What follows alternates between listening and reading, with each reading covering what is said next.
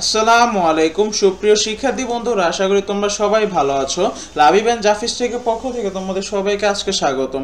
তো আজকে আমি এসেছি সুপ্রিয় পঞ্চম শ্রেণীর শিক্ষার্থী বিন্দুদের জন্য। তো তোমরা সবাই অলরেডি জানো তোমাদের আগামী নভেম্বর বা ডিসেম্বরের মধ্যে হতে যাচ্ছে সরকারি প্রাথমিক বৃত্তি পরীক্ষা 2025। তো এখানে তোমাদের বৃত্তি পরীক্ষায় কিছু নিয়ম কানুন রয়েছে, সেগুলো আগে একটু বলি নেই। তো এখানে তোমাদের কতজন পরীক্ষা দিতে পারবে সেটি নিয়ে তোমাদের অনেক চিন্তা থাকে। তো এখানে নিয়মগুলো হলো, প্রত্যেক স্কুলের সর্বোচ্চ 25% বা 25% শিক্ষার্থী পরীক্ষা দিতে পারবে। মনে করো তোমার স্কুলে যদি পঞ্চম শ্রেণী 100 জন শিক্ষার্থী থাকে, তার মানে সেখান থেকে মাত্র 25 জন দিতে পারবে এবং মিনিমাম 10 জনকে দিতে হবে।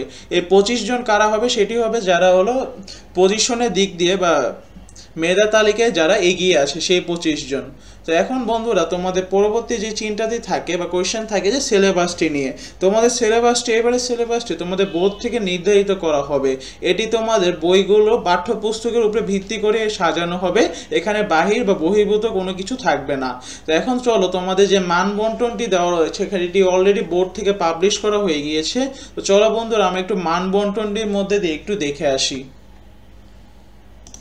তো সরকারি প্রাথমিক বৃত্তি পরীক্ষা 2025-এ সিলেবাস ও মান বন্টন। তো এখানে তোমাদের পরীক্ষাটি হবে সময় 2 ঘন্টার একটি পরীক্ষা এবং 100 মার্কের।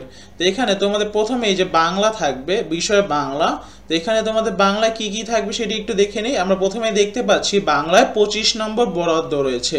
তো এখানে আমাদের প্রথমে থাকবে বহু নির্বাচনী প্রশ্ন বা এমসিকিউ। তার মানে এখানে 15 নম্বর, মানে 15টি এমসিকিউ থাকবে। এখানে 2টি অনুচ্ছেদ থাকবে। একটি অনুচ্ছেদ হবে পাঠ্য বই বহির্ভূত বা পাঠ্য বইয়ের বাহিরে এবং একটি অনুচ্ছেদ পাঠ্য বই থেকে দেওয়া হবে। তারপর 2টি অনুচ্ছেদ থেকে 8টি বহু নির্বাচনী প্রশ্নের উত্তর দিতে হবে। তো এখানে যে 2টি অনুচ্ছেদগুলো থাকবে সেখান থেকে তোমাদের 8টি বহু নির্বাচনী বা 4টি করে উত্তর দিতে হবে। এরপরে তোমাদের সম্পূর্ণ বই থেকে মোট 60টি বহু নির্বাচনী প্রশ্নের উত্তর দিতে হবে। তো এখানে আমরা মোট দেখতে পাই, এখানে প্রথমে শুধু অনুচ্ছেদ থেকে 8টি, পরে সম্পূর্ণ বই থেকে 60টি, মোট 15টি। এরপর তোমাদের একটি রচনামূলক প্রশ্ন থাকবে, সেটি হবে 1টি এবং 10 মার্কের।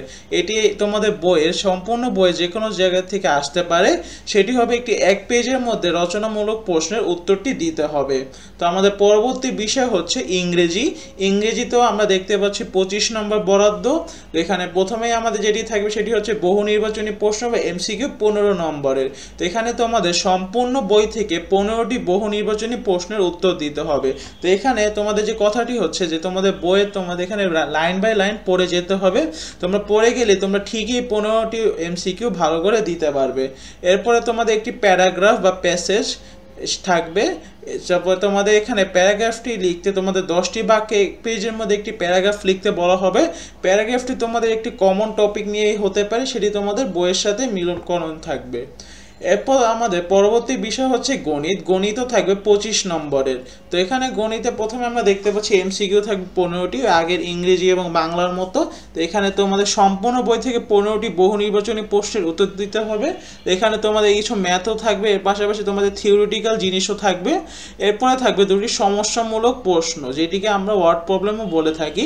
এখানে 2টি সমস্যামূলক প্রশ্ন থাকবে, 2টি সমাধান করতে হবে, তাও 2 পেজের মধ্যে। তো এই 2টির একটির জন্য 5 মার্ক, মানে 2টিতে 10 মার্ক বরাদ্দ। এরপরে আমাদের বিজ্ঞানও রয়েছে 25 নম্বর।